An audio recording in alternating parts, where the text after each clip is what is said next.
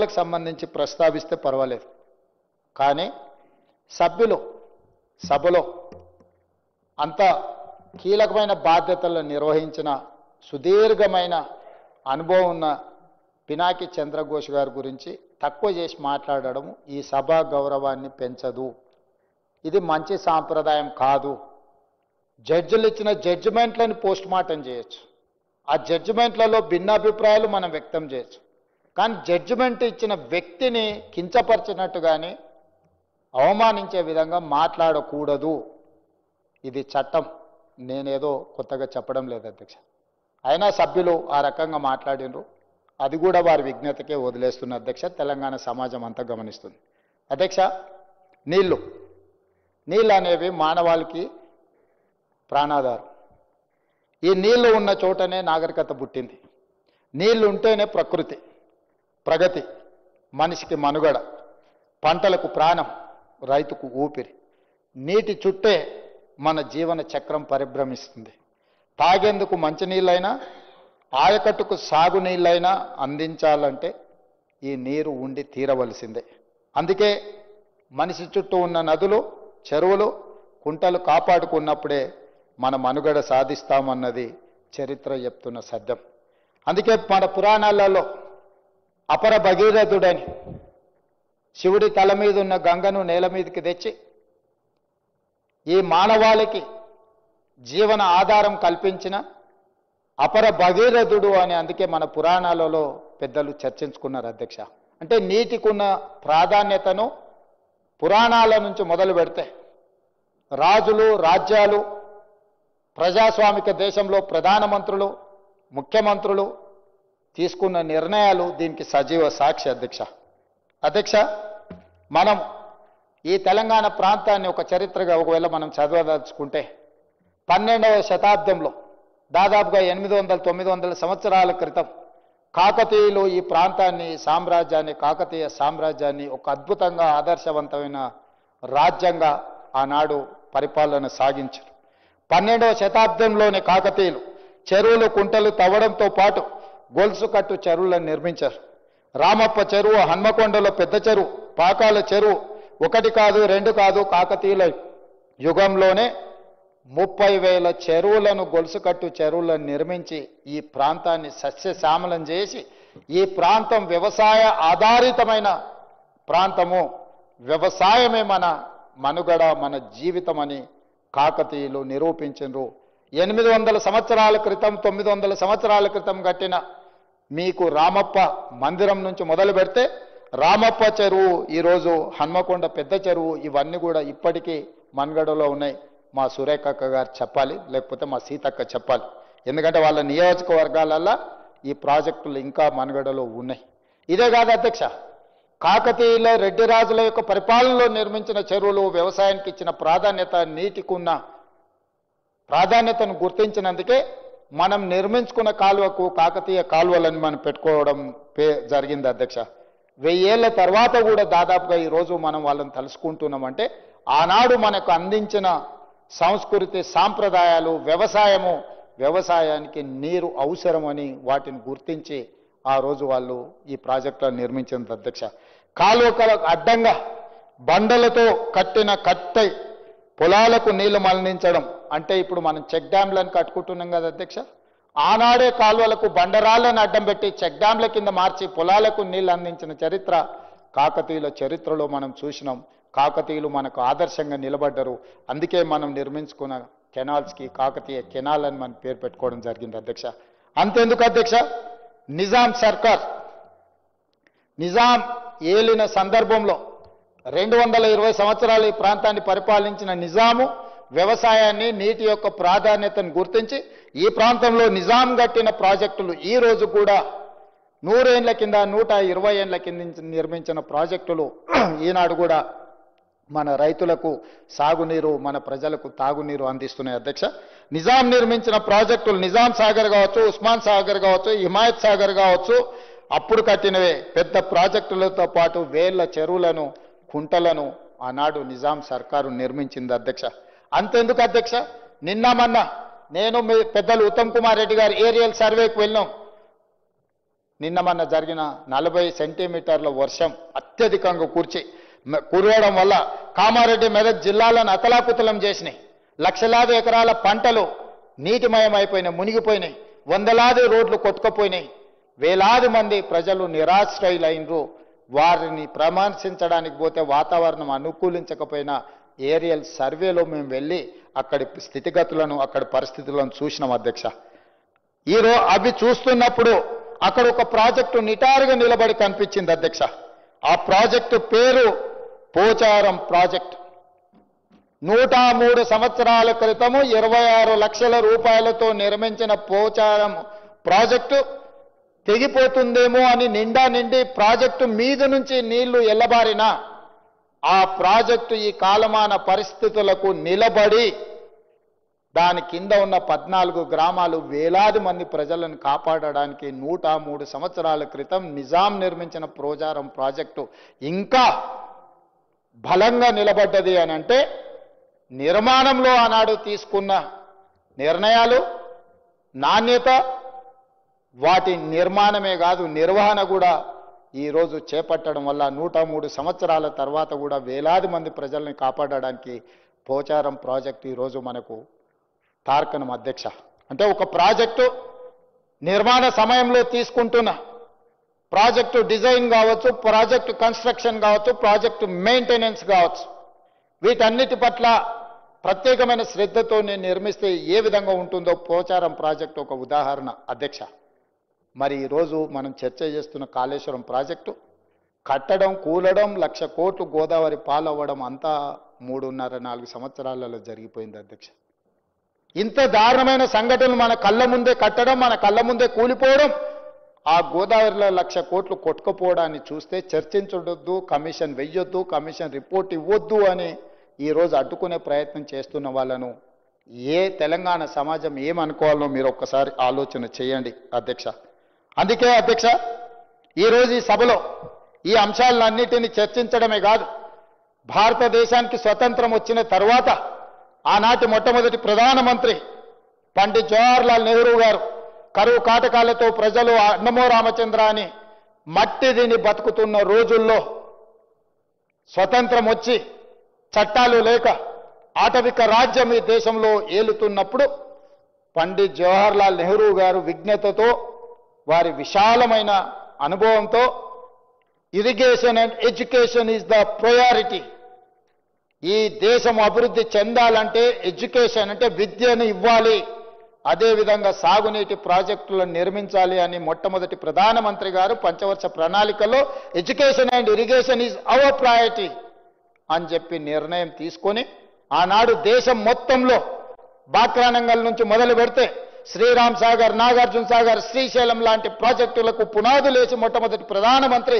ఈ తెలంగాణ ప్రాంతంలో నిజాం సర్కార్ తర్వాత, నిజాం సాగర్ తర్వాత శ్రీరామ్ సాగర్, నాగార్జున సాగర్, శ్రీశైలం లాంటి ప్రాజెక్టులను ప్రారంభించి ఈ ప్రజలను అన్నమో రామచంద్ర నుంచి ఈరోజు దేశంలోనే అత్యధికంగా వరి ధాన్యాన్ని పండించే 2,85,00,000 మెట్రిక్ టన్నుల వరి ధాన్యాన్ని పండించడానికి పునాదులేసింది మొట్టమొదటి ప్రధానమంత్రి పండిట్ జవహర్లాల్ నెహ్రూ గారు అని చెప్పి నేను అధికారికంగా ఈ సభలో చెప్పదలుచుకున్నాను అధ్యక్ష. ఇది కాంగ్రెస్ పార్టీ విజ్ఞత.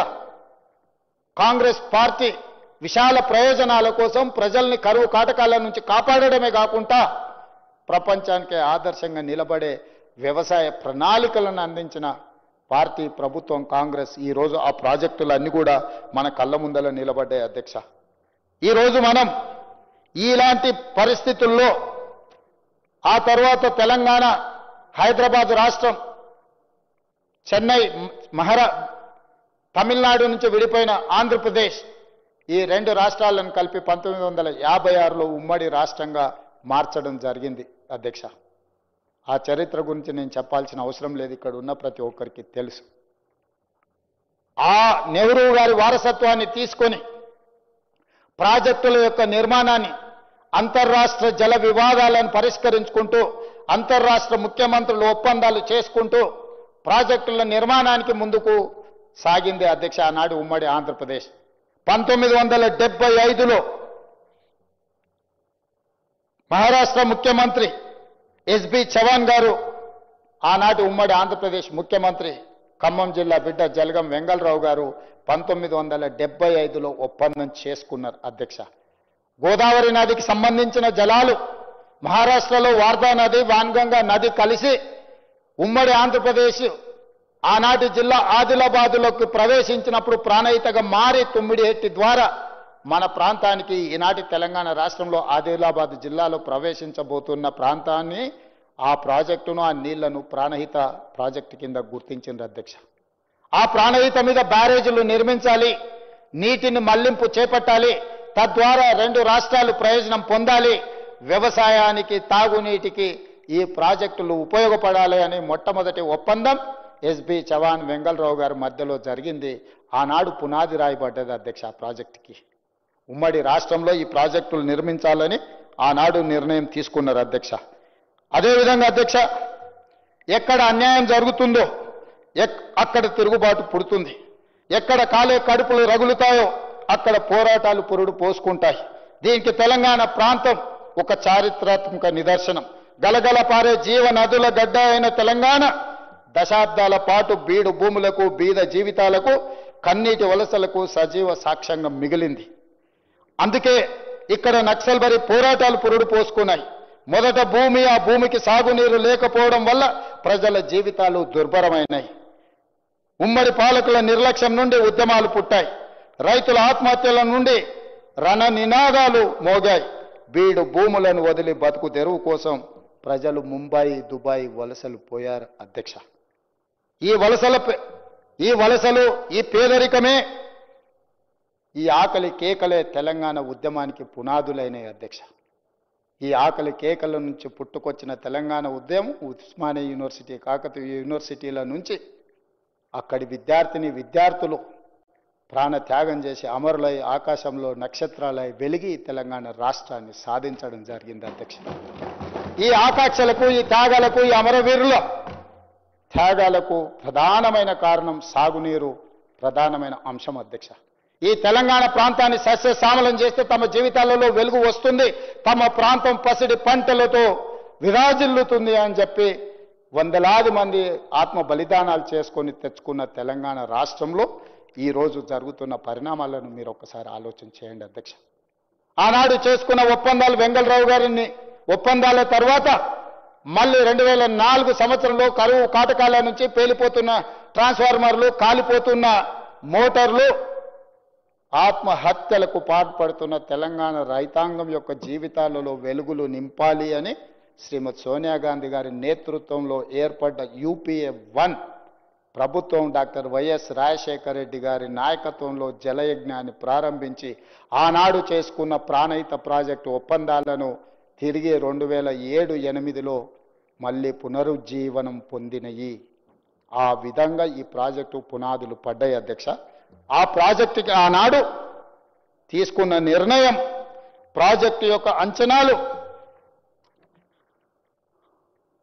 ప్రాణహిత నుంచి మొదలు పెడితే చేవెళ్ళ అధ్యక్ష, చేవెళ్ళ ప్రాంతానికి తమరికున్న అనుబంధం ఇక్కడ ఉన్న వాళ్ళందరికీ తెలుసు. చేవెళ్ళనే కాదు, పరిగి, వికారాబాద్, తాండూరు వరకు నీటిని తరలించాలని ప్రాణహితలో ప్రాజెక్టులు తుమ్మిడిహెట్టి దగ్గర బ్యారేజ్ నిర్మించి తద్వారా నీటిని తరలించడం ద్వారా శ్రీపాద ఎల్లంపల్లికి తెచ్చి అక్కడి నుంచి మిడ్మానేర్ కానీ ఇతర ప్రాంతాలకు తెచ్చి మన చేవెళ్ళ ప్రాణహిత వరకు తీసుకురావాలని ఆనాడు ప్రాజెక్టులను నిర్మించారు. ప్రాణహిత చేవెళ్ళ ప్రాజెక్టుకు ఉన్న ఈ ప్రాజెక్టుకు వెంకట స్వామి గారి ఆలోచన, సూచన వల్ల డాక్టర్ బాబాసాహెబ్ అంబేద్కర్ గారి పేరు ఆనాడు మనం పెట్టుకోవడం జరిగింది అధ్యక్ష. ఆ ప్రాజెక్టు యొక్క అంచనాలు, ఆలోచనలు 16,40,000 ఎకరాలకు 38,000 కోట్ల రూపాయలతో అంచనాలతో ఆనాడు టెండర్లు పిలిచి ఆ ప్రాజెక్టు పనులను ప్రారంభించి 2008లో టెండర్లై 2009లో ప్రారంభించి 2014 తెలంగాణ రాష్ట్రం వచ్చేటప్పటికి దాదాపుగా 6,157 కోట్ల రూపాయలను మనం ఖర్చు పెట్టినాం అధ్యక్ష. ఆ ప్రాజెక్టు యొక్క విధానము, ఆలోచన ఆదిలాబాద్, నిజామాబాద్, కరీంనగర్, మెదక్, రంగారెడ్డి, నల్గొండ 6 జిల్లాలలో 16,40,000 ఎకరాలకు సాగునీరు అందించడమే కాదు, హైదరాబాదు నగరానికి దాహార్తిని తీర్చడానికి ఆనాడు ప్రణాళికలు వేసిండ్రు. 160 TMCలను తరలించాలి, తద్వారా ఈ ప్రాజెక్టును పూర్తి చేయాలని ఒక ప్రణాళికలు సిద్ధం చేసుకొని ఉమ్మడి రాష్ట్రంలో జూన్ 2, 2014 కంటే ముందు 6,157 కోట్ల రూపాయలను ఖర్చు పెట్టినాం అధ్యక్ష. తెలంగాణ రాష్ట్రం వచ్చిన తర్వాత కూడా మొట్టమొదటి ముఖ్యమంత్రి చంద్రశేఖరరావు గారు ఆ ప్రాజెక్టును కొనసాగించడమే కాదు 5,523 కోట్ల రూపాయలను ఖర్చు పెట్టడం జరిగింది అధ్యక్ష. దాదాపుగా 2015 సంవత్సరం వరకు 11,670 కోట్ల రూపాయలను ఖర్చు పెట్టిన చంద్రశేఖరరావు గారు అప్పటికి పూర్తయిన తర్వాత ఆయనకు అర్ధరాత్రి పూట మరి ఎవరు ప్రత్యక్షమయ్యారో, ఎవరు ఆలోచన చెప్పినరో, ఎవరు ఆయనకి దుర్బుద్ధి కలిగించిందో నాకు తెలియదు. దానికి కారణం కుటుంబ ఒత్తిడా, ఆయన ఆలోచననా, లేకపోతే కాంట్రాక్టర్లు పెట్టిన ప్రలోభమా నాకు తెలియదు అధ్యక్ష. అక్కడ బీజం పడ్డది. ఆ బీజము విషవృక్షమై తెలంగాణ ప్రాంతాన్ని కబలించింది అధ్యక్ష. ఆ ఆలోచనలతోని ఒక అందమైన ముసుగు, ఒక కొత్త పదాన్ని కనిపెట్టిండు, రీడిజైనింగ్ అని. అంటే పాత ప్రాజెక్టులను అన్నిటిని కూడా రీడిజైనింగ్, పునరుద్ధరిస్తాము, వాటి అన్ని పునర్నిర్మాణం చేస్తామని చెప్పి రీడిజైనింగ్, ప్రాజెక్టుల రీడిజైనింగ్ అని ఒక పదం కనిపెట్టింది అధ్యక్ష. ఎక్కడైతే ప్రాణహిత దగ్గర ఒప్పందాల ప్రకారం ఆనాడు వెంగళరావు గారు, ఎస్బి చవన్ గారు చేసిన ఒప్పందం, ఆ తర్వాత కిరణ్ కుమార్ రెడ్డి గారు మహారాష్ట్ర ముఖ్యమంత్రి గారు చేసుకున్న ఒప్పందాల ప్రకారం తెలంగాణ రాష్ట్ర ప్రభుత్వము, ఆనాడు ఉమ్మడి ఆంధ్రప్రదేశ్ ప్రభుత్వం 152 మీటర్ల ఎత్తున తుమ్మిడిహెట్టి దగ్గర బారేజు నిర్మిస్తామని మనమంటే 152 మీటర్ల ఎత్తున మీరు ఈ ప్రాజెక్టును నిర్మిస్తే మా ప్రాంతం ఎక్కువ ముంపుకు గురవుతుంది, 148 మీటర్లలో నిర్మించుకోండి అని వాళ్ళు చెప్పడం జరిగింది అధ్యక్ష. ఏ రోజు కూడా మహారాష్ట్ర ప్రభుత్వం అక్కడ ప్రాజెక్టు నిర్మించొద్దు అని అభ్యంతరాలు పెట్టలేదు. మహారాష్ట్ర ప్రభుత్వం యొక్క అభ్యంతరం వల్ల 152 మీటర్ల ఎత్తున నిర్మిస్తే మా ప్రాంతం ఎక్కువగా ముంపుకు గురవుతుంది కాబట్టి 148 మీటర్ల ఎత్తున నిర్మించుకున్న ప్రాజెక్టులో చిన్న చిన్న మార్పులు చేసుకుంటే మీకు కావాల్సిన 165 టీఎంసీల నీళ్లు వస్తాయని సాంకేతిక నిపుణులు సెంట్రల్ వాటర్ కమిషన్ నివేదికలు ఇవ్వడం జరిగింది అధ్యక్ష. 2009లోనే నేను ఇంతకుముందే చెప్పిన ఎక్కువ వివరాల జోలికి వెళ్ళదలుచుకోలేదు. గతము ఇంతకుముందే మీ ముందర ప్రస్తావించిన 2009లోనే సెంట్రల్ వాటర్ కమిషన్ స్పష్టంగా రాసింది 235 టీఎంసీ నీటి లభ్యత ఉంది అని. 2014లో తెలంగాణ రాష్ట్రం వచ్చిన తర్వాత 24/10/2014 నాడు తిరిగి 205 టీఎంసీ నీటి లభ్యత ఉంది, మీకు క్లియరెన్స్లు ఇస్తున్నాము, మీరు ప్రాజెక్టు నిర్మించుకోండి అని చెప్పి సెంట్రల్ వాటర్ కమిషన్ క్లియర్గా మనకు అనుమతులు ఇచ్చినట్టు జలశక్తి మినిస్టర్ ఉమాభారతి గారు మనకు లేఖ రాయడం జరిగింది అధ్యక్ష.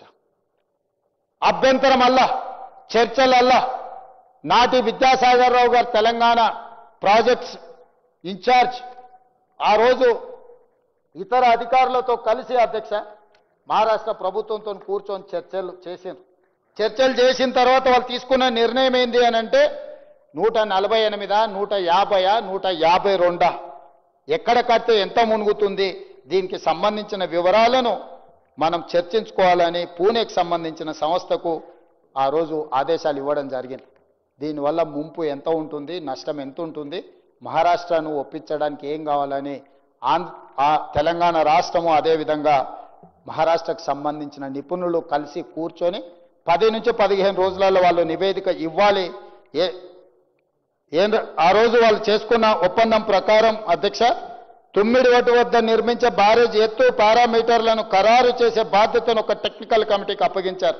అప్పటి ఆంధ్రప్రదేశ్ ప్రభుత్వం 152 మీటర్ల ఎత్తు నిర్ణయించగా తమ ప్రాంతంలో ముంపు తగ్గించేందుకు 148 మీటర్లే ఉంచాలని మహారాష్ట్ర ప్రభుత్వం అభ్యంతరం తెలిపింది. ముంపుపై అధ్యయనం చేసి నివేదిక ఇవ్వాలని టెక్నికల్ కమిటీ పూణేలోని CWPRS అనే సంస్థకు అప్పగించింది. ఈ సంస్థ 10-15 రోజుల్లోనే నివేదిక ఇవ్వాలని కూడా ఆ రోజు చర్చించింది అధ్యక్ష. ఒక పక్కన అన్ని రకాలుగా తుమ్మిడిహెట్టి దగ్గర ప్రాజెక్టు నిర్మించుకొని తుమ్మిడిహెట్టి నుంచి 4 ప్యాకేజీల కింద ఆదిలాబాద్ జిల్లాకు దాదాపుగా 1,60,000 ఎకరాలకు నీళ్లు అందించుకుంటూనే శ్రీపాద ఎల్లంపల్లిలో నీటిని నింపుకొని అక్కడి నుంచి తరలించుకుంటూ పోతే 6 జిల్లాలకు 16,40,000 ఎకరాలకు ఆయకట్టుకు ఇవ్వడమే కాదు హైదరాబాదు దాహర్తిని తీర్చడానికి ప్రణాళికలు ఉండే. ఆ లిఫ్టుల్లో తుమ్మిడిహెట్టి నుంచి తెచ్చుకునే దాంట్లో ఒకే ఒక్క లిఫ్ట్, అది 19 మీటర్లు, హరీష్ రావు గారు 38 మీటర్లు అన్నారు. పోని వారు అనుకున్నట్టే శ్రీపాద ఎల్లంపల్లి గుండెకాయ ఫర్ గోదావరి వాటర్స్.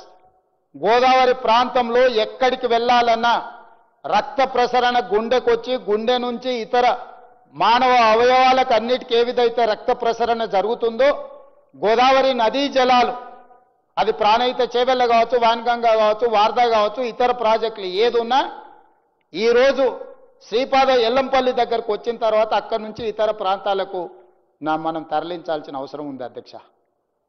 తుమ్మిడిహెట్టి నుంచి శ్రీపాద ఎల్లంపల్లికి తేవాలంటే ఒకే ఒక లిఫ్ట్, చిన్న లిఫ్ట్ పెట్టుకుంటే 160 టీఎంసీలు ఎత్తిపోసుకోవడానికి క్లియర్గా ఉన్న ప్రాజెక్టులను పనులు చేయడమే కాకుండా అక్కడ అవకాశం ఉండే. కానీ అట్లా చేయకుండా పైనుంచి కిందికి నీళ్లు ఒడిసిపట్టుకుంటా గ్రావిటీ ద్వారా నీళ్లు తెచ్చుకునే అవకాశం ఉన్న ఆ ప్రాజెక్టును పూర్తిగా మొత్తం ఆపేసి చంద్రశేఖరరావు గారు కిందికి వెళ్ళిండు అధ్యక్ష. దానికి వ్యాప్కో సంస్థ చెప్పింది అంటుండు. వ్యాప్కో సంస్థ చెప్పలేదు అధ్యక్ష. తుమ్మిడిహెట్టి దగ్గర ప్రాజెక్టు కట్టడానికి కూడా కేంద్ర ప్రభుత్వ రంగ సంస్థ అయినా వ్యాప్కోసే నివేదిక ఇచ్చింది. ఆనాడు కాంగ్రెస్ పార్టీ రాజశేఖర రెడ్డి గారు అడిగినారు, మేము వ్యాప్కోస్ని మేము తుమ్మిడిహెట్టి నుంచి చేవెళ్ల వరకు నీళ్లు తీసుకెళ్లాలనుకుంటున్నాం, 160 టీఎంసీలు ఇక్కడ నీటి లభ్యత ఉన్నదా లేదా, సాంకేతికంగా ఏ విధంగా ముందుకు వెళ్ళాలని అడిగితే దాని మీద వ్యాప్కో సంస్థ సంపూర్ణంగా స్టడీ చేసి నివేదిక ఇచ్చింది. ఇది సాధ్యమే, ఇక్కడ నిర్మించుకోవచ్చు, అన్ని రకాల అనుమతులు తెచ్చుకోవచ్చు అని వ్యాప్కోస్ ఆదేశాలు ఇచ్చింది అధ్యక్ష. చంద్రశేఖరరావు గారు ముఖ్యమంత్రి అయిన తర్వాత చంద్రశేఖరరావు గారు కూడా వ్యాప్కోస్నే పిలిచండు. వ్యాప్కోస్ అక్కడి నుంచి మారిస్తే ఎక్కడ కట్టాలి, ఎన్ని నీళ్లు లభ్యత ఉన్నాయని అడగలేదు అధ్యక్ష. స్ట్రైట్గా ఆర్డర్ ఇచ్చిండు అధ్యక్ష. నేను మేడిగడ్డ దగ్గర బ్యారేజ్ కట్టి అక్కడి నుంచి 3 లిఫ్టులు పెట్టి నింపుకోట పైకి తెచ్చి శ్రీపాద ఎల్లంపల్లిలో నేను పోయేదలుచుకున్నా, దీని మీద నివేదిక ఇవ్వనంటే అధ్యక్ష నేను ఒక మాట అడుగుతున్నాను. మనం ఎక్కడైనా ఒక హోటల్కి వెళ్తాం భోజనానికి, మనం అక్కడ వండేవాడికి అన్ని రకాల వంటలు వస్తాయి అధ్యక్ష. ఆయనకు చికెన్ బిర్యానీ ఉండడం వస్తుంది, మటన్ బిర్యానీ ఉండడం వస్తుంది, ఎగ్ బిర్యానీ ఉండడం వస్తుంది, వెజిటబుల్ బిర్యానీ కూడా ఉండడం వస్తుంది, అదేవిధంగా రొయ్యల పులుసు కూడా చేయడం వస్తుంది. మనం ఆర్డర్ ఇచ్చేదాన్ని బట్టి ఆ చెఫ్ అనేటోడు వంట చేసి పెడతాడు. మనం చికెన్ బిర్యానీ అడిగితే రొయ్యల బిర్యానీ పెట్టాడు అధ్యక్ష. చంద్రశేఖరరావు గారు వ్యాప్కోస్ని స్పష్టంగా నేను మేడిగడ్డ దగ్గర నేను బ్యారేజ్ నిర్మించదలుచుకున్నా, లిఫ్టులు పెట్టదలుచుకున్నా, ఆ పైన అన్నారం దగ్గర, ఆ పైన సుందిళ్ళ దగ్గర నేను బ్యారేజీలు నిర్మించదలుచుకున్నా, నేను లిఫ్టులు పెట్టదలుచుకున్నా, పంపులు పెట్టదలుచుకున్నా, దీనికి నివేదిక ఇవ్వమనంటే దాని మీద కూడా స్టడీ చేసి ఓకే ఫైన్ నువ్వు ఇక్కడ కట్టుకుంటా అంటే ఓకే కట్టుకో అన్నాడు. మీరు ఒక ఆర్కిటెక్ట్ని ఇల్లు కట్టడానికి వికారాబాద్లో స్థలం చూసి ఇల్లు కట్టాలనుకుంటున్నానంటే ఆర్కిటెక్ట్ వికారాబాద్ స్థలంలో ఉన్నదాన్ని బట్టి ఎట్లా కట్టుకోవాలనో సలహా చెప్తాడు. ఒకవేళ మీరు జూబ్లీహిల్స్లో స్థలం చూపించి ఇక్కడ ఇల్లు కట్టుకోవాలనుకుంటున్న ఎట్లా కట్టాలని ఆర్కిటెక్ట్ని అడిగితే జూబ్లీహిల్స్ స్థలానికి సరిపోయే విధంగా ప్రణాళికలు ఇస్తాడు. దానికి స్టీల్ ఎక్కడి నుంచి తెచ్చుకోవాలి, సిమెంట్ ఎక్కడి నుంచి తెచ్చుకోవాలి, ఎట్లా కట్టుకోవాలి, ఏం చేయాలా, ఎత్తెంత పొడిగెంత విడతెంత ఇస్తాడు. ఇవాళ చంద్రశేఖరరావు గారు కూడా వ్యాప్కోస్కి స్పష్టంగా ఆదేశాలు ఇచ్చాడు. నాకు మేడిగడ్డ దగ్గర నేను నిర్మించాలనుకుంటున్నా, దీని మీద నాకు నివేదిక ఇవ్వమని. నువ్వు అడిగింది ఒకటైతే సాంకేతిక నిపుణుడు ఇంకొకటి ఇవ్వడు కదా. మరి నువ్వు అడిగిన దానికి ఆయన నివేదిక ఇస్తే పోనీ ఆ నివేదికనన్నా నువ్వు యాజ్ ఇట్ ఈజ్గా ఇంప్లిమెంట్ చేసినావా? లేదు. బ్యారేజ్ల స్థలాన్ని మార్చిండు, పంపుల స్థలాన్ని మార్చిండు, అన్నిటిని మార్చుకుంటూ పోయిండు. మరి ఈరోజు సెంట్రల్ వాటర్ కమిషన్ అక్కడ అందుబాటులో లేదు. పైన ప్రాజెక్టులు కట్టుకుంటే 63 టీఎంసీలు పైన వాళ్ళు వాడుకుంటారు కాబట్టి 165లో 63 టీఎంసీలు తగ్గితే నీకు 102 టీఎంసీలు అందుబాటులో ఉంటాయి. కాబట్టి తుమ్మిడిహెట్టి దగ్గర వద్దు అని నిర్ణయం తీసుకున్నా అంటున్నా. ఆ తుమ్మిడిహెట్టి దగ్గర ఉన్న నీళ్ళే కిందికి వచ్చుకుంటూ వచ్చి మేడిగడ్డ దగ్గరకు వచ్చినాయి అధ్యక్ష. మహారాష్ట్ర ప్రభుత్వం ఒకవేళ పైన ప్రాజెక్టులు నిర్మించుకుంటే 63 టీఎంసీల నీళ్ళు అక్కడ వాడుకుంటే మేడిగడ్డ దగ్గరైనా 63 టీఎంసీల పైన పట్టుకుంటే అటే వెళ్ళిపోతాయి కదా అధ్యక్ష. మేడిగడ్డ దగ్గరకు కొత్తగా వచ్చే నీళ్ళు ఎక్కడివి అధ్యక్ష? ఈరోజు పైనుంచి గ్రావిటీ ద్వారా తెచ్చుకుంటే లిఫ్టులు పంపులు తగ్గుతాయి, ప్రాజెక్టు కాస్ట్ తగ్గుతుంది. కానీ కిందికి పోయి పాతాళంలో నుంచి పైకి ఎత్తుకుంటూ వస్తే కాస్ట్ పెరుగుతుంది, కాంట్రాక్టులు పెరుగుతాయి. ఈ కాంట్రాక్టర్లు ఇచ్చే కమిషన్లకు కక్కుర్తిపడి గ్రావిటీ ద్వారా రావాల్సిన 160 టీఎంసీల నీటిని సింగిల్ లిఫ్ట్తోని తెచ్చుకోవాల్సిన నీటిని శ్రీపాద ఎల్లంపల్లిలో నింపుకోవాల్సిన నీటిని అట్లా కాదని కిందికెళ్ళి మేడిగడ్డ అన్నారం సుందిళ్ళ దగ్గర నుంచి కింది నుంచి పై మేడిగడ్డ నుంచి అన్నారంలో ఎత్తిపోసి అన్నారంలో నుంచి సుందిళ్ళలో ఎత్తిపోసి సుందిళ్ళ నుంచి ఎత్తి శ్రీపాద ఎల్లంపల్లిలో పోసిండు అధ్యక్ష. అదే నీకు తుమ్మిడేటి నుంచి ప్రాజెక్టు నిర్మించనుంటే 20 పంపులు 3,460 మెగావాట్ల విద్యుత్ అవసరం ఉంటుండే. పంపుల కెపాసిటీ పెంచి కిందికి పోవడం వల్ల 20 పంపులు కాస్త 26 పంపులైనాయి. 3,460 మెగావాట్ల విద్యుత్ అవసరం 8,450 మెగావాట్ల విద్యుత్ అవసరం పెరిగింది అధ్యక్ష. ఏ కాంట్రాక్టర్ల కోసం ఈ పంపులు లిఫ్టులు పెంచినవని ఈరోజు మేము అడుగుతున్నాం అధ్యక్ష. నీరు వినియోగం పెరగలేదు. అదే 160 టీఎంసీల మీదనే ప్రాజెక్టులు రిలే అయినాయి. నీటి వినియోగం పెరగలేదు, నీటి లభ్యత మారలేదు. కానీ ప్రాజెక్టుల అంచనాలు 38,000 కోట్ల నుంచి ఈరోజు ఉత్తమ్ కుమార్ రెడ్డి గారు చెప్పినట్టు 1,47,000 కోట్ల రూపాయలకు పెరిగినాయి అధ్యక్ష. ఇవాళ పోని అక్కడికైనా తెలంగాణ ప్రజలు నమ్మినందుకు, నమ్మించి మోసం చేసినందుకు, నట్టేట ముంచినందుకు ఆ ప్రాజెక్ట్ అయినా చక్కగా కట్టినుంటే ఇవాళ ఈ చర్చ ఉండేది కాదు, కమిషన్ రిపోర్ట్ ఉండేది కాదు అధ్యక్ష. ఆ నిర్మాణంలో స్పష్టంగా national dam safety authority has said that design, construction, maintenance, everything is lacked. Project యొక్క ప్రణాళిక, నిర్మాణము, నిర్వహణ లోపభూయిష్టంగా ఉంది. ఇది ఏమాత్రం క్షమించరాని నేరము అని చెప్పి ఈరోజు ఎన్డీఎస్ఏ చెప్పింది అధ్యక్ష. Not Congress party, not PC Ghosh or not any other person. NDSA is the expert committee for national dam సేఫ్టీలో అత్యంత నైపుణ్యం ఉన్న కేంద్ర ప్రభుత్వ రంగ సంస్థ. మనందరికీ పరిమితమైన అవగాహన ఉంటే చూస్తే పగిలితే పగిలిందని కనిపిస్తుంది, కూలితే కూలిందని కనిపిస్తుంది, కుంగిపోతే కుంగిపోతే అని కనిపిస్తుంది. కానీ సాంకేతిక నైపుణ్యం ఉన్న కేంద్ర ప్రభుత్వ రంగ సంస్థ స్పష్టంగా చెప్పింది, ప్రభుత్వం ఈ విధంగా డిజైన్లు చేయడం కానీ, కన్స్ట్రక్షన్ చేయడంలో కానీ, మెయింటెనెన్స్ చేయడంలో వైఫల్యం చెందింది కాబట్టి ఈ ప్రాజెక్టులు కుంగిపోయినాయి. దీనికి కారణం ప్రభుత్వమే. ఇందులో ఉన్న సాంకేతిక నిపుణులు తీసుకున్న సాంకేతిక పరమైన అంశాలు, టెక్నాలజీని చేంజ్ చేయడాన్ని, వీటన్నిటిని కూడా తప్పుబట్టింది అధ్యక్ష. ఈరోజు తప్పుబట్టిన ఎన్డీఎస్ఏ రిపోర్టును ఎన్డీఏ రిపోర్ట్ అంటాడు ఆయన. ఆయనకున్న తెలివితేటలన్నీ ఉపయోగించి ఈరోజు వారి ఈ విధంగా దీనికంత కారణం ఏంది అధ్యక్ష? 2015లో ఆయనకు ఖచ్చితంగా ఎవరో కళ్ళలో వచ్చి ఉంటాడు. ఒకప్పుడు ప్రపంచ దేశాలలో ఆగర్భ శ్రీమంతుడు నిజాం ప్రభు కంటే శ్రీమంతుడు కావాలన్న కోరిక 220 సంవత్సరాల ఈ ప్రాంతాన్ని, హైదరాబాదు రాజ్యాన్ని పరిపాలించిన నిజాం లాగా చంద్రశేఖరరావు గారు, ఆయన కొడుకు, ఆయన మనవడు, ఆయన తర్వాతి తరాలు ఓ 200 సంవత్సరాలు ఈ ప్రాంతాన్ని పరిపాలించడానికి, ప్రపంచంలో ఆగర్భ శ్రీమంతులు కావడానికి ఒక దురాశతోని, దుర్బుద్ధితోని తుమ్మిడేటి దగ్గర నిర్మించాల్సిన ప్రాజెక్టును మేడిగడ్డకు తీసుకొచ్చిండు. మేడిగడ్డకు తీసుకొచ్చి నిర్మించిన ప్రాజెక్టు నాణ్యతా లోపం వల్ల, నిర్వహణ వల్ల కుప్పగూలిపోయింది అధ్యక్ష.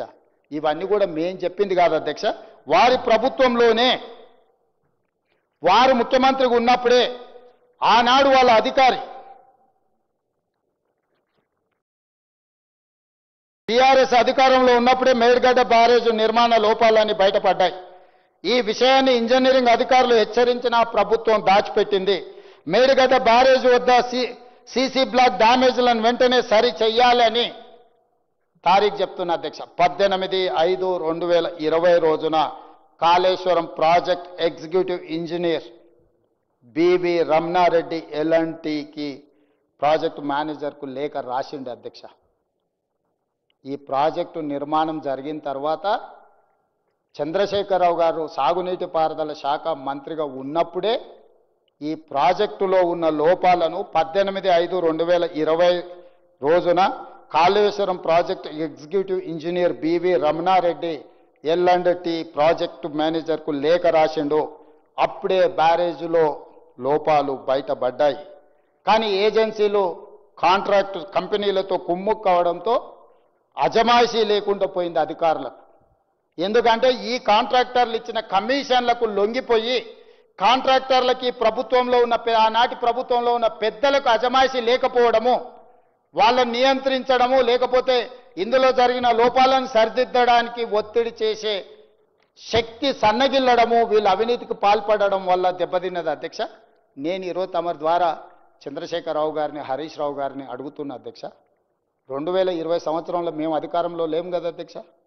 18/5 నాడు మీ ప్రభుత్వంలో మీ అధికారి ఎగ్జిక్యూటివ్ ఇంజనీర్ స్పష్టంగా మేడిగడ్డలో సమస్యలు ఉన్నాయి అని చెప్పి లేఖ రాస్తే మీరు ఎందుకు చర్యలు తీసుకోలేకపోయినారు అధ్యక్ష?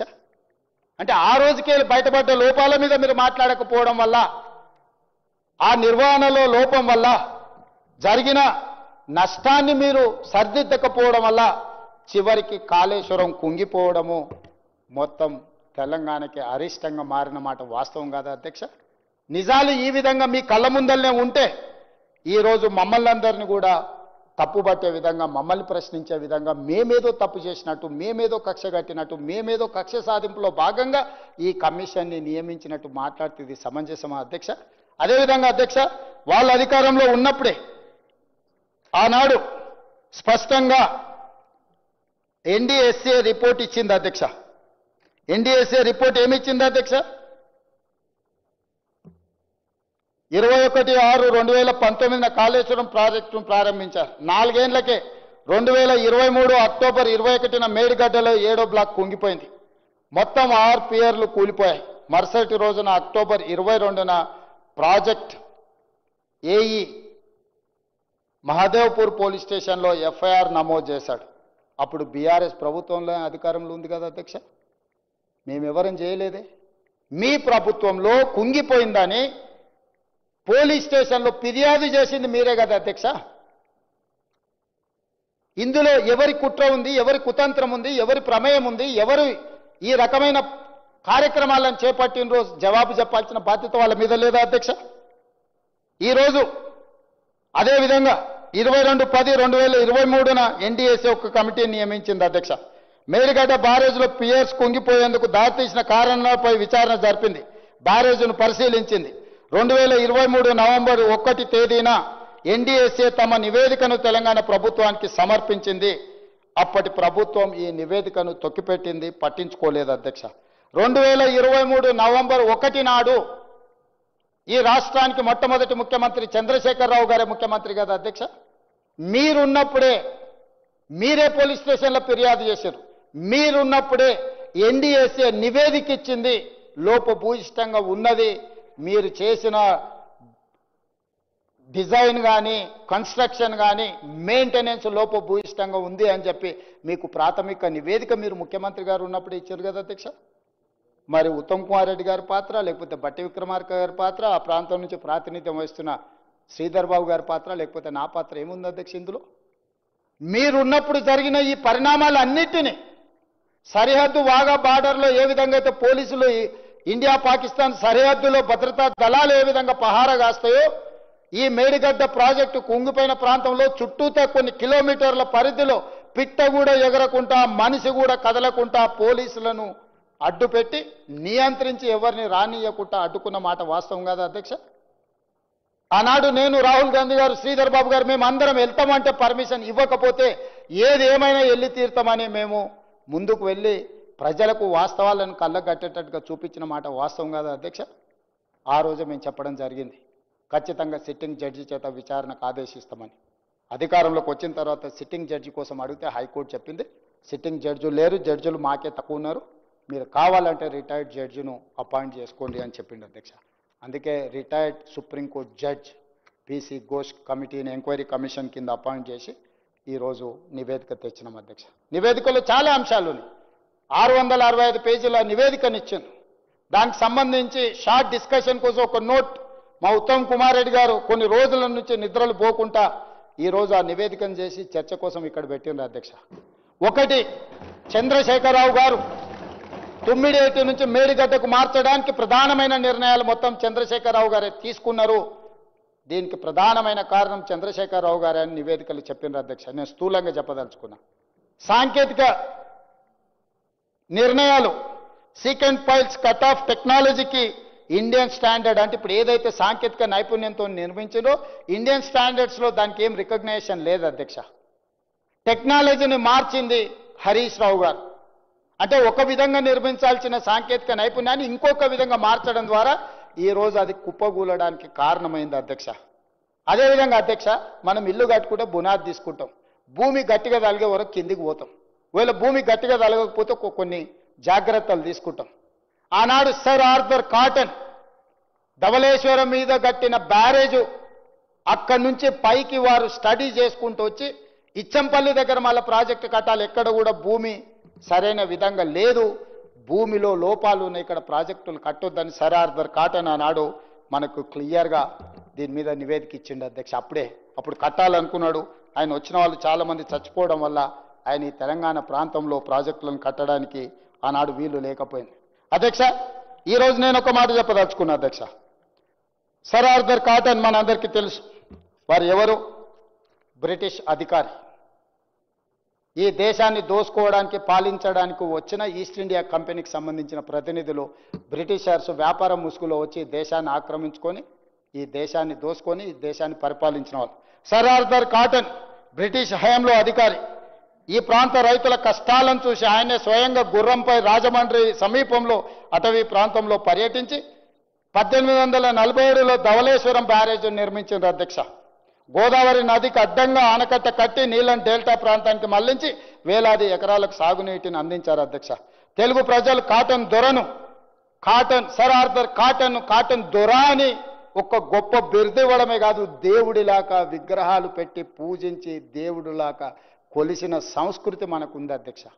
తాగడానికి సాగునీటికి నీరును అందించిన బ్రిటిష్ ప్రతినిధి అయిన సర్ ఆర్థర్ కాటన్ని దొర అని పిలవడమే కాకుండా దేవుడిలా విగ్రహాలు పెట్టి పూజిస్తున్నాం. ఈరోజు ట్యాంక్ బండ్ మీద కూడా సర్ ఆర్థర్ కాటన్ విగ్రహం ఉన్నది అధ్యక్ష. అంటే ఒక మేలు చేస్తే ఎన్ని తరాలైన మరవని జాతి మనది.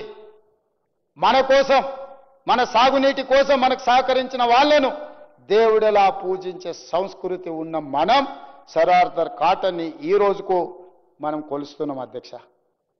మరి దోసుకోవడానికి వచ్చిన బ్రిటిషర్స్నే వారి ప్రతినిధిని మనకు నీళ్ళు అందించినందుకు దొరగా దేవుడిగా భావిస్తే దొరగా పుట్టినా అని గొప్పగా చెప్పుకునే చంద్రశేఖరరావు గారు ఆ దొరలో ఒకంతైనా ఈ ప్రజలకు సేవ అందించాలని ఆలోచన చేసినుంటే ఇంత దుర్మార్గమైన కార్యక్రమానికి పాల్పడుతుండేనా? ఆనాడు ప్రజలకు సేవలు అందించిన సర్ ఆర్థర్ కాటన్ దొర అయితే ఈనాడు పుట్టుకతోనే దొర అని చెప్పుకునే చంద్రశేఖరరావు గారు దోపిడి దొంగగా మారి తెలంగాణ సొత్తును 1,00,000 కోట్లను కొల్లగొడితే ఇది ప్రజాస్వామిక దేశం కాబట్టి నడిబజార్లో ఉరిదీయలేదు, రాళ్లతోని కొట్టి చంపలేదు. ఈ సమాజం విచారణ చేసి సహేతుకమైన అవకాశం కల్పించి ఈరోజు ఈ సభలో ఆ నివేదిక పెట్టి మీరు కూడా మీ అభిప్రాయం చెప్పండి. మీ అందరి అభిప్రాయాలు విన్న తర్వాత మా ప్రభుత్వం నిర్ణయం తీసుకుంటుందని మేమంటే అది కూడా మా బలహీనతగా చర్చ చేస్తే ఎట్లా అధ్యక్ష? ఇన్ని వాస్తవాలు ఈ విధంగా ఉండి ఈ వాస్తవాల్లో ఇన్ని ఉన్నా ఒక పద్ధతి ప్రకారం ఈరోజు ఈ ప్రభుత్వాన్ని నడుపుతున్న మేము బాధ్యతాయుతంగా వ్యవహరించాలి. రేపు భవిష్యత్ తరాలు మమ్మల్ని తప్పు పట్టొద్దు. ఎక్కడైనా కోపంతోనో ఆవేశంతోనో లేకపోతే ఏదైనా తొందరపాటుతో చర్యలు తీసుకుంటే తిరిగి మనము వాటిని రిపేర్ చేయలేమన్న ఆలోచనతోనే ఈరోజు ఇంత రాత్రి అయినా చర్చ చేసి ఈ సభలో ప్రవేశపెట్టి మీ అందరి అనుమతి తీసుకొని ఈరోజు ముందుకెళ్దామని అనుకుంటున్నాం అధ్యక్ష. అదేవిధంగా ప్రాణహిత చేవెళ్ల ప్రాజెక్ట్ ఆనాడు కేంద్ర ప్రభుత్వం ప్రాజెక్టును మార్చడం వల్ల అంచనాలు పెరగడమే కాదు, పెంచిన అంచనాలతో కట్టిన మేడిగడ్డ అన్నారం సుందిల కూలడమే కాదు, చంద్రశేఖరరావు గారు చేసిన ద్రోహం అంతా ఇంత కాదు. ఆనాడు గవర్నమెంట్ ఆఫ్ ఇండియా స్పష్టంగా modified guidelines for the accelerated irrigation benefits programme AIBP effective from October 2013. Eligibility criteria for inclusion of projects under the scheme. AIBP project కింద ఏదైనా ప్రాజెక్టులు కేంద్ర ప్రభుత్వం గుర్తిస్తే ఆ ప్రాజెక్టు 75% కేంద్ర ప్రభుత్వం నిధులు ఇస్తుంది, రాష్ట్ర ప్రభుత్వం 25% నిధులు ఖర్చు పెడితే సరిపోతుంది అధ్యక్ష. ఇందులో 2.1.2 sub class C 4th page for new projects in special areas of non-special category states, the central assistance under AIBP will be 75% of the cost of the project work component for eligible irrigation projects. చెప్పడమే కాకుండా list enclose చేసింది అధ్యక్ష ఏ ప్రాజెక్టులో ఈరోజు ఈ AIBP ప్రాజెక్టుల కింద వస్తాయని.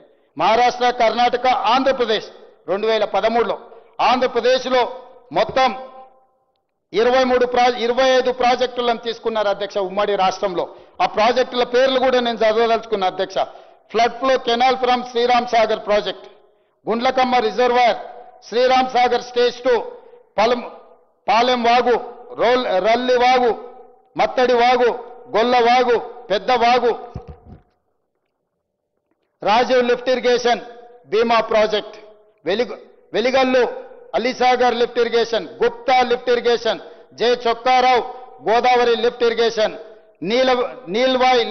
నీల్వాయ్ project, Kinnerasani project, Dummugudem Nagarjuna Sagar tail pond project, Sripada Sagar lift irrigation project, Rajiv Sagar lift irrigation project Dummugudem, Pranahita Chevella project, serial number 19 AIBP ప్రాజెక్టుల కేంద్ర ప్రభుత్వం 2013లోనే ఆమోదించింది అధ్యక్ష. 38,000 కోట్ల ప్రాజెక్టుల్లో మనం అప్పటికే 11,600 కోట్ల రూపాయలు ఖర్చు పెట్టిన తర్వాత దాదాపుగా 75% అంటే 40,000 కోట్ల రూపాయలు ఈ ప్రాజెక్టు ఒకవేళ అంచనా అనుకుంటే 75% అంటే 30,000 కోట్ల రూపాయలు కేంద్ర ప్రభుత్వం ఉచితంగా మనకు నిధులు ఇచ్చి పూర్తి చేయాల్సిన ప్రాజెక్టును ఈనాడు కల్వకుంట్ల చంద్రశేఖరరావు గారు పేరు మార్చి, ఊరు మార్చి, అంచనాలు మార్చి 1,50,000 కోట్ల రూపాయల అప్పు మన నెత్తి మీద పెట్టి కేంద్ర ప్రభుత్వం నిర్మించాల్సిన ప్రాణహిత చేవెళ్ల ప్రాజెక్టు ఉసురు తీసి ఉరేసింది చంద్రశేఖరరావు కాదా? వారిని ఈరోజు ప్రశ్నించాల్సిన అవసరం, శిక్షించాల్సిన అవసరం ఈ సభకు లేదా అని నేను మిమ్మల్ని అడుగుతున్నా అధ్యక్ష. ఇది వ్యక్తిగతంగా ఎవరి మీద ద్వేషంతోనే మాట్లాడట్లేదు అధ్యక్ష. బాధ్యతాయుతమైన ముఖ్యమంత్రిగా 10 సంవత్సరాలు ఈ రాష్ట్రానికి ముఖ్యమంత్రిగా పనిచేసిన చంద్రశేఖరరావు గారి యొక్క లోపు భూయిష్టమైన నిర్ణయాల వల్ల ఆర్థిక భారమే కాదు, అన్యాయంగా ప్రజల్ని వంచినందుకు వారిని సాగునీటి పారుదల శాఖ మంత్రి హరీష్ రావు గారిని శిక్షించాల్సిన అవసరం లేదా అధ్యక్ష?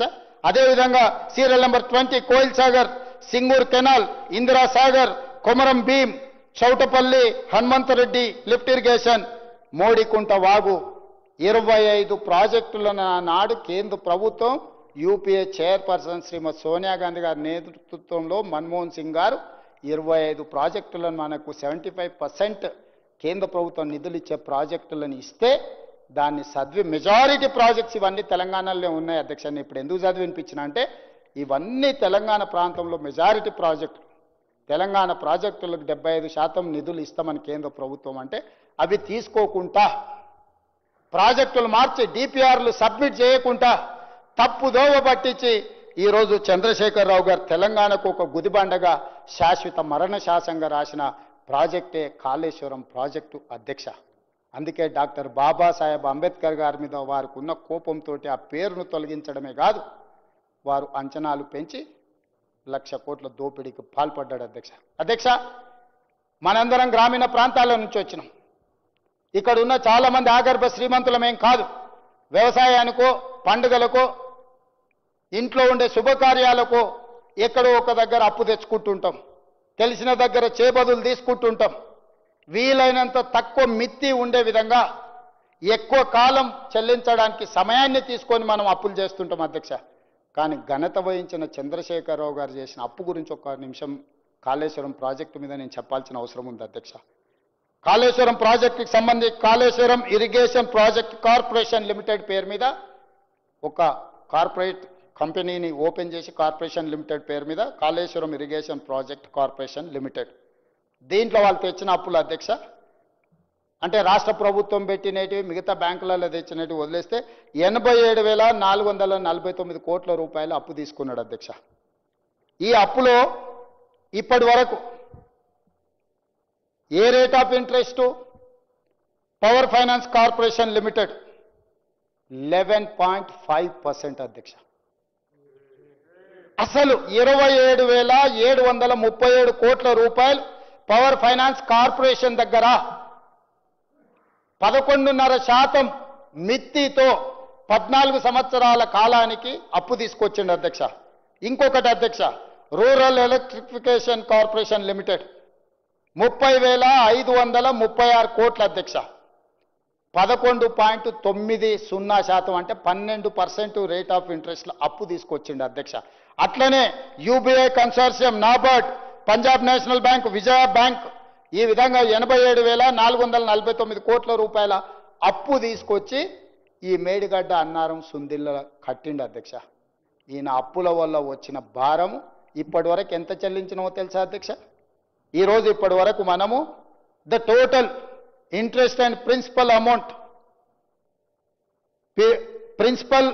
paid 19,879 crores, interest paid 29,956 crores. ఈ రెండు కలిపి ప్రిన్సిపల్ అమౌంట్ అండ్ ఇంట్రెస్ట్ కలిపి 49,835 కోట్లు ఇప్పటి వరకు కాళేశ్వరం మీద మనము అప్పులకు కట్టినాం అధ్యక్ష. కాళేశ్వరం నుంచి వచ్చిన ఆదాయం సంగతి దేవుడు ఎరుగు.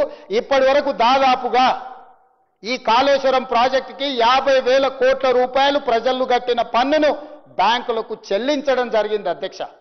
ఇంకా ఈరోజు 60,769 కోట్ల రూపాయలు ఇప్పుడు మన మీద భారం ఉంది అధ్యక్ష. ఇప్పటి వరకు కట్టిన ప్రాజెక్టుకు 1,00,000 కోట్ల పైగా చెల్లించినాం. ఇప్పుడు ఈ ప్రాజెక్టును ఇంకొక కొలిక్కి పట్టుకురావాలంటే ఇంకొక 47,000 కోట్ల అవసరం ఉంది. అక్కడ ప్రాజెక్టులు పనులు ప్రారంభించి పూర్తి చేయకపోవడం వల్ల ఇప్పుడు వదిలేయలేము. దాన్ని పూర్తి చేయాలంటే అడ్డగోలుగా అప్పు తీసుకురావాలి. మీరు అడగొచ్చు అధ్యక్ష, ప్రతిపక్షం అడగొచ్చు. मेरा दोस्त अकबर साहब भी, अरे भाई आप मुख्यमंत्री बन गए, आपको पूरा जिम्मेदारी दी, आप क्या किया आप पूछ सकते हैं, आपको हक है पूछने के लिए. अकबर साहब मैं बोलना चाहता हूं मैं क्या किया. मैं बार बार दिल्ली जा रहे गिन रहे, हर बार मैं जब भी दिल्ली गया तो गिन रहे. केटीआर ने दीवार पे एक चारकोल लेके दीवार में लिख रहा 1 2 3 4 5 50 55 हो गए. मैं दिल्ली देखने के लिए नहीं जा रहा हूं, मैं सर्कस देखने के लिए नहीं जा रहा हूं.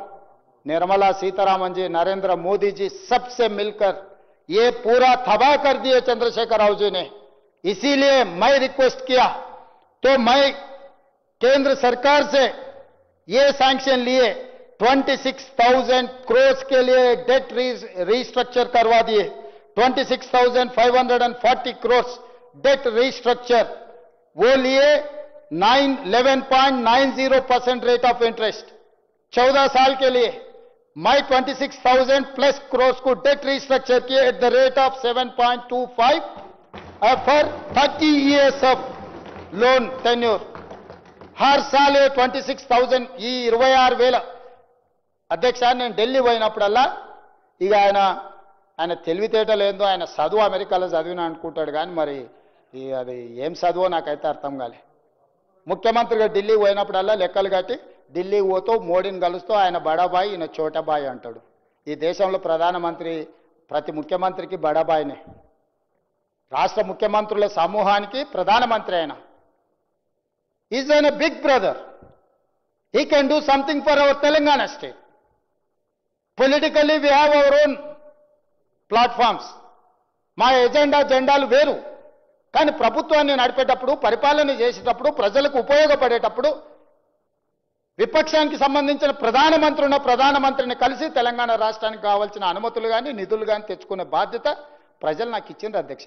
నాకు బేసిజాలు ఎందుకు అధ్యక్ష? ప్రధానమంత్రి నరేంద్ర మోడీ గారిని, నిర్మలా సీతారామన్ గారిని కలవడానికి, లేకపోతే ఇతర మంత్రులను కలవడానికి ఇతర దేశాలకు వెళ్తున్నాం అధ్యక్ష, మా రాష్ట్రానికి వచ్చి పెట్టుబడులు పెట్టమని. ఈ రాష్ట్రంలో ఉన్న చిన్న వాళ్ళని కలుస్తున్నాం అధ్యక్ష, మీరు పెట్టుబడులు పెట్టండి మేము ప్రోత్సహిస్తామని. బ్యాంకుల దగ్గరికి వెళ్తున్నాం అధ్యక్ష, అయ్యా మాకు అప్పులు ఇవ్వండి, తక్కువ మిత్తికి ఇవ్వండి, మేము కష్టపడి ప్రాజెక్టులు కట్టి లాభాలు తెచ్చి మీకు చెల్లిస్తామని చేస్తున్నాం. ఒక భారత ప్రధానమంత్రిని కలిస్తే వచ్చిన తప్పేంది అధ్యక్ష? నేను కలవడం వల్ల 26,540 కోట్ల రూపాయలని డెట్ రీస్ట్రక్చర్ చేపించిన 11.90 రేట్ ఇంట్రెస్ట్కు చంద్రశేఖరరావు తెస్తే 7.25% తగ్గించి 14 సంవత్సరాలతో కట్టాల్సిన అప్పును 30 సంవత్సరాలకు పొడిగించి ఇయాలనే నీ డెట్ రీస్ట్రక్చర్ 26,000 కోట్లు చేస్తేనే సంవత్సరానికి నాకు 4,000 కోట్ల రూపాయలు ఆదా అవుతున్నాయి అధ్యక్ష. 4,000 కోట్ల రూపాయలు ప్రతి సంవత్సరం నాకు మిగులుతుంది. 30 సంవత్సరాలు మిగిలితే 1,20,000 కోట్ల రూపాయలు మిగులుతాయి అధ్యక్ష నాకు మిత్తి అసలు రూపంలో. ఇవాళ నేను కేంద్ర ప్రభుత్వాన్ని 2 లక్షల కోట్ల రూపాయలకు ఓన్లీ కాళేశ్వరం మీదనే 87,000 కోట్ల రూపాయలు తీసుకొచ్చిండు అధ్యక్ష. ఈ కాళేశ్వరం డెట్ రీస్ట్రక్చర్ చేసుకుంటే కూడా దాదాపుగా నాకు సంవత్సరానికి 13,000 కోట్ల రూపాయలు మిగులుతాయి అధ్యక్ష. అంటే ప్రతి నెల 1,000 కోట్ల పైన మిగిలితే హాస్టళ్లలో చదువుకునే పిల్లలకు మంచి భోజనం ఇవ్వచ్చు, మంచి చదువు చెప్పించవచ్చు, వాళ్లకు బాత్రూములు లేవని, లేకపోతే ఫ్యాన్లు లేవని, పడుకోవడానికి దుప్పట్లు లేవని, కప్పుకోవడానికి దుప్పట్లు లేవని, తినడానికి ప్లేట్లు లేవని రోజు మనం చూస్తున్నాం కదా అధ్యక్ష. ప్రతి నెల 1,000 కోట్ల రూపాయలు ఇక్కడ నువ్వు చేసిన దుర్మార్గం దురాగతం వల్ల అత్యధికంగా చెల్లిస్తున్న వాటిని తగ్గించుకుంటే ప్రతి నెల 1,000 కోట్ల రూపాయలు నేను సేవింగ్ చేయగలిగితే ఈ 1,000 కోట్ల రూపాయలు మా ఎస్సీ ఎస్టీ బీసీ మైనారిటీ పిల్లలకు రెసిడెన్షియల్ స్కూళ్ళల్లో quality food, quality education, quality life ఇస్తే ఈ తెలంగాణ సమాజంలో ఉన్న 90% ఎస్సీ ఎస్టీ బీసీ మైనారిటీలకు నేను సేవలు అందించినోడిని, వాళ్ళ కుటుంబ సభ్యుడిగా నాకు గౌరవం దక్కుతుందా లేదా అధ్యక్ష? ఇవాళ నేను ఆ ప్రయత్నం చేస్తున్నా అధ్యక్ష. అందుకే ఈరోజు బాధ్యత రహితంగా వ్యవహరించిన చంద్రశేఖరరావు గారిని, అదేవిధంగా హరీష్ రావు గారిని, ఈటెల రాజేందర్ని వీళ్ళు దుర్మార్గాలు చేస్తుంటే పక్కన కూర్చొని చూసుకుంటున్నామని మా మహాభారతంలో చూసినాం కదా అధ్యక్ష. ధృతరాష్ట్రుడు కళ్ళకు గంతలు కట్టుకొని కొడుకులు చేసే దుర్మార్గాలను, కుటుంబం చేసే దుర్మార్గాలను నియంత్రించకపోవడం వల్ల కౌరవ సామ్రాజ్యం మొత్తం సర్వనాశనం అయిపోయింది కదా అధ్యక్ష.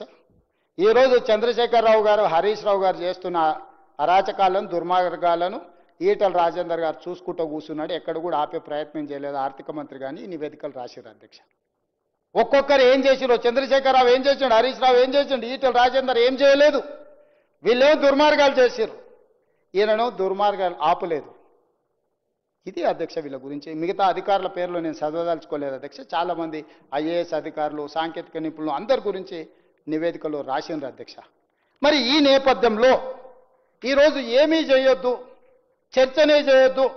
ఇంతకుముందే మీకు చూపించిన విద్యుత్తుకు సంబంధించిన కమిషన్లో ఆనాటి జస్టిస్ ఎల్ నరసింహారెడ్డి గారు section 8B and section 8C కింద నోటీస్ ఇస్తే మాకు నోటీస్ ఇవ్వడానికి లేదు, ఇది కొట్టేయమని కోర్టుకు పోయి జస్టిస్ నరసింహారెడ్డికి అగనెస్ట్గా కోర్టులో కేసు వేసిండ్రు అధ్యక్ష. ఈరోజు Pinaki Chandra Ghose section 8B and 8C కింద నోటీస్ ఇవ్వలేదు కాబట్టి ఇది కూడా కొట్టేయండి అని కోర్టుకు పోయారు. కోర్టు అన్నది ఇప్పుడు కొట్టేసేంత అర్జెంట్ ఏం లేదు, ప్రభుత్వం ఏం చేస్తుందో చూద్దామని. ఆ తర్వాత నిన్న ఇంటరిమ్ అప్లికేషన్ వేసిండ్రు అధ్యక్ష. అసెంబ్లీలో చర్చ చేసిరు కానీ నన్ను మా మామని ఏం అనొద్దు, మేము దొంగతనాలు చేస్తూనే ఉంటాం, దోపిడీలు చేస్తూనే ఉంటాం. ఒక ఆయన ఎర్రవల్లిలో ఫామ్ హౌస్ 1000 ఎకరాల్లో కట్టుకుంటాడు, ఇంకొక ఆయన జన్వాడలో 25 ఎకరాలలో ఇంకొక ఆయన కట్టుకుంటాడు, ఒక ఆయన మోయినాబాద్లో కట్టుకుంటాడు, వాళ్ళ ఆడబిడ్డ శంకరపల్లిలో కట్టుకుంటుంది, సంతోష్రావు గారు ఇంకెక్కడో కట్టుకుంటారు. 100 ఎకరాల ఫామ్ హౌజులు, 1000 కోట్ల రూపాయల ఆస్తులు, టీవీలు, పేపర్లు, పెట్టుబడులు ఎక్కడి నుంచి వచ్చినాయి అధ్యక్ష?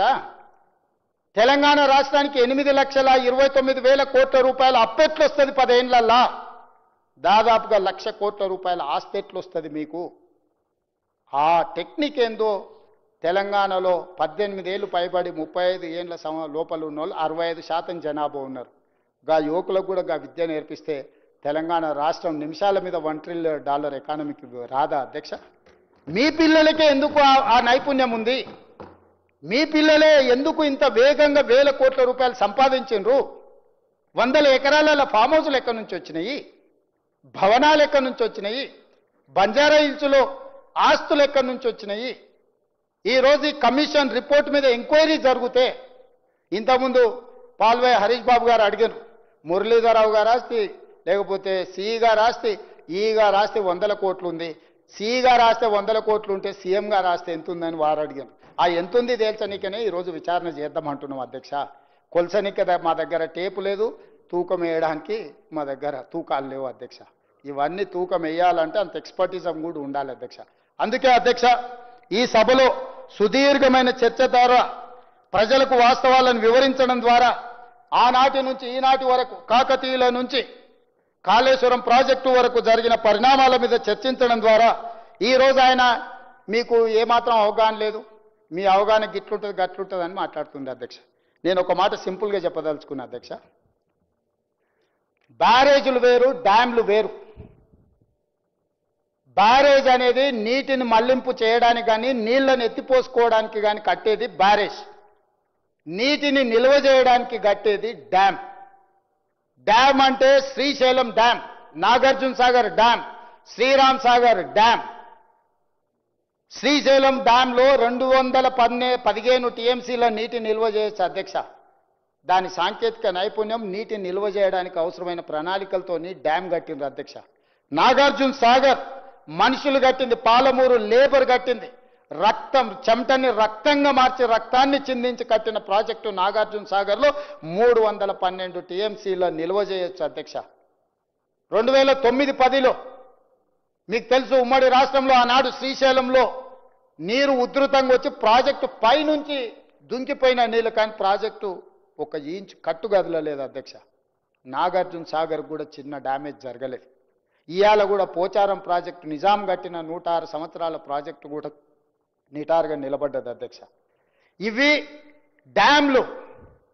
బ్యారేజ్ అనేది ఒక పరక్క బ్యారేజ్ ఏదైతుందో నీటి నిల్వ ప్లస్ నీటి మళ్లింపు కోసం కట్టారు. ఎందుకంటే అక్కడ సాయిల్ మొత్తం హార్డ్ రాక్ ఉంది, అక్కడ కుంచుకుపోవడానికి, కుదించుకుపోవడానికి, కుంగిపోవడానికి అక్కడ నైసర్గిక స్వరూపము దానికి అనుకూలంగా ఉంది. కాబట్టి వాటన్నిట్లలో ఈరోజు అక్కడ నీళ్లు నిల్వ పెట్టారు అధ్యక్ష. ఇవాళ వీళ్ళు కట్టిన ఈ మేడిగడ్డ, అన్నారం, సుందిల్లా, మేడిగడ్డ కట్టిన ప్రాజెక్టుకి కన్నెపల్లి దగ్గర పంపోజ్ ఉంది. సుందిళ్ళ దగ్గర కట్టిన, అన్నారం దగ్గర కట్టిన బ్యారేజ్కి ఇంకొక పంపోజ్ ఉంది. సుందిళ్ళ దగ్గర కట్టిన పంపోజ్కి, అదే బ్యారేజ్కి ఇంకొక పంపోజ్ ఉంది అధ్యక్ష. మేడిగడ్డ నుంచి ఎత్తి అన్నారంలో పోయాలి, అన్నారంలో పోసిన నీటిని అంతే వేగంగా ఎత్తుకొని సుందిళ్ళలో పోయాలి, సుందిళ్ళలో పోసిన నీళ్లను ఎత్తి శ్రీపాద ఎల్లంపల్లిలో పోయాలి. అక్కడి నుంచి మీకు మల్లన్న సాగర్ కావచ్చు, కొండపోచమ్మ కావచ్చు, రంగనాయక సాగర్ కావచ్చు, ఇతర ప్రాంతాలకు నీటిని తరలించడానికి చేసుకున్న ఏర్పాట్లు అధ్యక్ష. ఇవన్నీ సైమల్టేనియస్గా పనిచేయాలి. మేడిగడ్డ దగ్గర ఎత్తిపోస్తే అన్నారంలో పంపులు పనిచేయకపోతే 5 నిమిషాలలో ఎందుకు కాకుండా పోతుంది అధ్యక్ష? అన్నారంలో నుంచి ఎత్తి సుందిల్లో పోసిన నీళ్లు ఎంబడే సుందిళ్ళ దగ్గర ఉన్న పంపౌజులు లిఫ్ట్ చేసి శ్రీపాద ఎల్లంపల్లిలో పోయకపోతే అది కూడా మొత్తం దెబ్బతినిపోతుంది అధ్యక్ష. 2018-19లో పూర్తి చేసిన ప్రాజెక్ట్ 5 సంవత్సరాలలో వీళ్ళు 162 టీఎంసీలను లిఫ్ట్ చేసిండ్రు అధ్యక్ష. మొత్తం 5 సంవత్సరాల కాలానికి. అందులో 10-15% ఎవాపరేషన్ పోతే నికరంగా మిగిలింది 100 టీఎంసీలు ప్లస్. ఈరోజు ఆ 100 టీఎంసీలు 5 ఏళ్లలో ఎత్తుతే కరెంటు బిల్లు 9,500 కోట్ల రూపాయల అధ్యక్ష. ఇక ఇప్పుడు మీరు చెప్పండి అధ్యక్ష, 3,460 మెగావాట్లతోనే నిర్మించి గ్రావిటీ ద్వారా తుమ్మిడిఏటి నుంచి శ్రీపాద ఎల్లంపల్లికి నీళ్లు తెచ్చుకొని అక్కడి నుంచి తెలంగాణ రాష్ట్రంలో 16,40,000 ఎకరాలకు నీళ్లు ఇచ్చే ప్రాజెక్ట్ అవసరమా? 8,450 మెగావాట్లతోని మేడిగడ్డ, అన్నారం, సుందిళ్ళ దగ్గర లిఫ్టులు చేసి పంప్ హౌజులు పెంచి కాంట్రాక్టులు పంచి 1,000 కోట్లు కొల్లగొట్టి ఈరోజు తెలంగాణ సమాజానికి ఒక గుదిబండగా మార్చిన కాళేశ్వరం ప్రాజెక్టులో మీరు చేసిన అవినీతి పట్ల విచారణనే జరగొద్దు అని ఈరోజు అడ్డుపడితే దీన్ని ఏ రకంగా తీసుకోవాలి అధ్యక్ష? అందుకే అధ్యక్ష ఈరోజు ఎవరేమన్నా చులకన చేసి మాట్లాడినా, అవమానకరంగా మాట్లాడినా కూడా మేము ఓపికతో ఎందుకుంటున్నామంటే మేము ప్రజలకు జవాబుదారితనంగా ఉండదలుచుకున్నాం అధ్యక్ష. ఇక్కడ ఉన్న సభ్యులకు అవహేళన చేయొచ్చు, ఈ అవహేళన మాకే పరిమితమైంది. కానీ మా నిర్ణయంలో లోపం ఉంటే తెలంగాణ సమాజం మమ్మల్ని ఎప్పటికీ క్షమించదు. శాశ్వతంగా దోషులుగా మేము నిలబడాల్సి వస్తుంది. ఈరోజు ఈ దుర్మార్గాన్ని ప్రశ్నించడానికి, దుర్మార్గం మీద విచారణ చేయడానికే ఈరోజు అన్ని రకాలుగా మేము ప్రయత్నం చేసినాం అధ్యక్ష. నేను వివరణ ఇచ్చే ముందే నీటి లభ్యత ఎట్లుంది, నిధుల లభ్యత ఎట్లుంది, ప్రాజెక్టులు పేరు మార్చి, ఊరు మార్చి, అంచనాలు మార్చి పాల్పడ్డ అవినీతి మీద అన్ని రకాల వివరాలు నేనే కాదు, బట్టి విక్రమార్క గారు, శ్రీధర్ బాబు గారు, ముఖ్యంగా మా ఉత్తమ్ కుమార్ రెడ్డి గారు అన్ని వివరాలను సంపూర్ణంగా ఈ సభలో చెప్పారు. అదేవిధంగా మా మిగతా మంత్రులు, సభ్యులందరూ కూడా మాట్లాడినారు. చివరి సభ్యుడిగా మాట్లాడిన పాల్వాయి హరీష్ బాబు గారు కూడా మొదటిసారి సభ్యుడైన విజ్ఞతతో మాట్లాడిండు. మరి ఈరోజు అందరికీ అనుమానాలు ఉన్నాయి అధ్యక్ష. ఎన్డీఎస్ఏ రిపోర్ట్ ఇచ్చింది, ప్రభుత్వాన్ని తప్పుపట్టింది. విజిలెన్స్ అండ్ ఎన్ఫోర్స్మెంట్ నివేదిక ఇచ్చింది, ఆనాటి ప్రభుత్వాన్ని తప్పుపట్టింది, పెద్దల్ని తప్పుపట్టింది. కాగ్ నివేదిక ఇచ్చింది, ఆనాటి పెద్దల్ని ఆనాటి ప్రభుత్వాన్ని తప్పుపట్టింది. తెలంగాణ మేము ప్రభుత్వాన్ని ఏర్పాటు చేసినాక నియమించిన Pinaki Chandra Ghose commission, enquiry commission also they have submitted their report. We have tabled that report. They are finding faults with Chandrasekhar Rao, Harish Rao Gar and other political executives, executive officers and engineers and agencies. ఇన్ని రకాల multiple complications ఉన్నాయి అధ్యక్ష. అందుకే రాష్ట్ర ప్రభుత్వం మా పరిధిలో ఉన్న విచారణ సంస్థ ఏది చేసినా ప్రతిరోజు ఇదే చర్చ జరుగుతుంది. కోపంతోనో కక్షాపూరితంగానో గతంలో మాకు వాళ్లకున్న వైరుధ్యాల వల్లనో కక్ష సాధింపు చర్యలలో భాగంగా ఈ ప్రభుత్వం వ్యవహరిస్తుందని మా చిత్తశుద్ధిని అనుమానించే విధంగా, అపోహలు కల్పించే విధంగా వాళ్ళు మాట్లాడదలుచుకున్నారు అధ్యక్ష. అందుకే ఈరోజు శశబిషలకు తావు లేకుండా ఒక స్పష్టమైన నిర్దిష్టమైన కార్యాచరణతోని రాష్ట్ర ప్రభుత్వం ముందుకు వెళ్ళాలనుకుంటుంది. ఇంత రాత్రి అయిన ఈ చర్చ చేసినాం అధ్యక్ష. కాళేశ్వరం ప్రాజెక్టులోని మేడిగడ్డ, అన్నారం, సుందిళ్ల బ్యారేజీల నిర్మాణంలో జరిగిన అవకతవకలు, ప్రజాధనాన్ని దుర్వినియోగం చేయడం, అవినీతి ఆరోపణలపై విచారణ జరిపేందుకు తెలంగాణ రాష్ట్ర ప్రభుత్వం సుప్రీంకోర్టు మాజీ న్యాయమూర్తి జస్టిస్ శ్రీ పినాకి చంద్రఘోష్ను విచారణ కమిషన్ను నియమించడం జరిగింది. విచారణ కమిషన్ తన నివేదికను జూలై 31, 2025న ప్రభుత్వానికి సమర్పించింది. ఆగస్టు 4, 2025న జరిగిన మంత్రిమండలి సమావేశంలో ఈ నివేదికను ఆమోదించింది. తదుపరి చర్చ జరిపేందుకు అసెంబ్లీలో ప్రవేశపెట్టాలని మంత్రిమండలి చేసిన తీర్మానం ప్రకారం ఈరోజు ఈ నివేదికపై ఈరోజు ఈ శాసనసభలో చర్చ జరిగింది. నిన్న మొదలై ఈరోజు వరకు చర్చ చేసినాం అధ్యక్ష. నాకు తెలిసి చరిత్రలో చాలా అరుదైన సందర్భము, 1 తారీఖుతో మొదలై ఇంకొక తారీఖు వరకు చర్చ జరగడం ఒకే అంశం మీద అనేది. అందుకే రిటైర్డ్ జస్టిస్ పిసి ఘోష్ విచారణ కమిషన్ తమ నివేదికలో క్రిమినల్ చర్యలకు అర్హమైన అనేక లోపాలు, అవకతవకలను గుర్తించింది. నిర్లక్ష్యం, దురుద్దేశం, ఉద్దేశపూర్వకంగా వాస్తవాలను తొక్కిపెట్టడం, ఆర్థిక అవకతవకల వంటి అంశాలను ప్రస్తావించింది. 3 బ్యారేజీల నిర్మాణంలో తప్పు జరిగిందని, అసలు ప్లానింగ్ లేదని కమిషన్ తేల్చి చెప్పింది అధ్యక్ష. National dam safety authority NDSA నివేదిక ప్రకారం మేడిగడ్డ బ్యారేజ్ వైఫల్యానికి ప్లానింగ్, డిజైన్, క్వాలిటీ కంట్రోల్ లోపాలు కారణమని తేలింది. నాణ్యత, నిర్వహణ సరిగా లేకపోవడం వల్ల నిర్మాణంలో లోపాలు ఏర్పడ్డాయని ఎన్డీఎస్ఏ గుర్తించింది.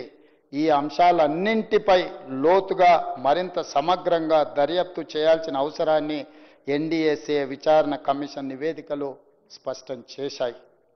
ఈ ప్రాజెక్టులో అంతర్రాష్ట్ర అంశాలు, కేంద్ర రాష్ట్ర ప్రభుత్వాలకు చెందిన వివిధ శాఖలు, ఏజెన్సీలు పాలు పంచుకున్నాయి. ప్రాజెక్టు డిజైన్, నిర్మాణం, ఫైనాన్సింగ్లో వ్యాప్కోస్ వంటి కేంద్ర ప్రభుత్వ రంగ సంస్థలు, పిఎఫ్సి, ఆర్ఈసి వంటి ఆర్థిక సంస్థలు పాలు పంచుకున్నందున ఈ కేసును అధ్యక్ష సెంట్రల్ బ్యూరో ఆఫ్ ఇన్వెస్టిగేషన్కి అప్పగించడం సముచితము. అందుకే ఈ కేసు దర్యాప్తును సెంట్రల్ బ్యూరో ఆఫ్ ఇన్వెస్టిగేషన్కు అప్పగించడానికి సభ నిర్ణయం తీసుకుంటున్నది తమ అనుమతితో అధ్యక్ష. ఎన్నో రకాల అంశాలు, విచారణ అర్హమైన విషయాలు ఇందులో ఉండడం వల్ల సిబిఐ ఎంక్వైరీకి మా ప్రభుత్వం ఆదేశాలు జారీ చేయనైనది. ఈ సభ దీన్ని ఏకగ్రీవంగా ఆమోదించి సిబిఐ ఎంక్వైరీలో ఊరు, పేరు, అంచనాలు మార్చి దోచుకున్న వాళ్ళందరినీ శిక్షించడానికి అవసరమైన నిజాయితీతో కూడుకున్న విచారణ జరగాలని ఆశిస్తూ తమరి దగ్గర సెలవు తీసుకుంటున్న అధ్యక్ష.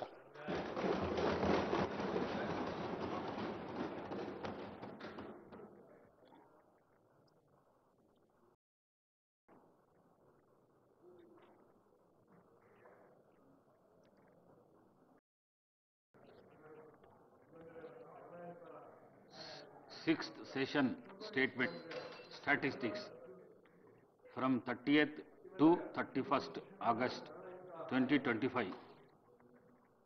Number of days for which the assembly sat 2 days. Number of hours for which the Assembly worked 13 hours 40 minutes